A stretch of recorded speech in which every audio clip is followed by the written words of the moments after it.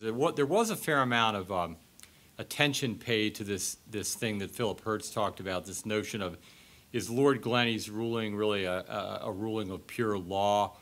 or is it an exercise of judicial discretion in evaluating the overall fairness of the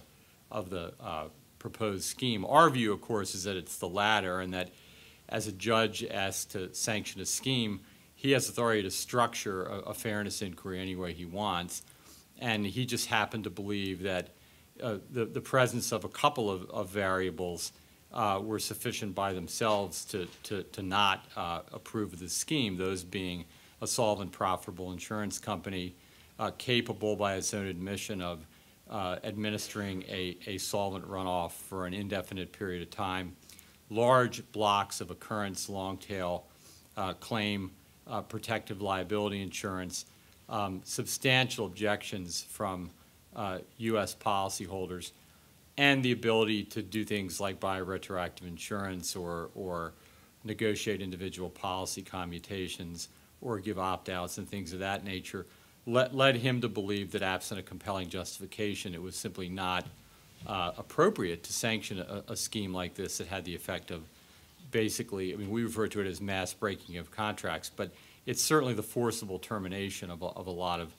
valuable occurrence coverage, and that he just didn't feel that a sufficiently compelling justification was presented by the bare desire of a venture capital firm to sort of get the loot and to run it upstream where it could be put to more productive uses. And so our view is that that actually was a permissible exercise of discretion, but the bench really spent a lot of time on, gee, what is this? How do we look at this? And I think a lot of it has to do with the standard of review. I mean, if it's a pure ruling of law, then you get de novo, at least where I come from. And if it's a multi-factored weighing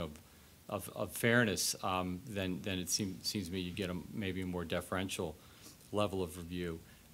So that was one thing that sort of jumped out at me about the hearing. There was a lot of time spent on who is this hypothetical intelligent and honest creditor that we're supposed to look to determine whether a scheme is fair and ought to be sanctioned.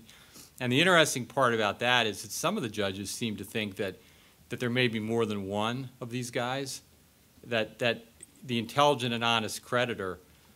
may differ depending upon whether the creditors have very significantly different interests.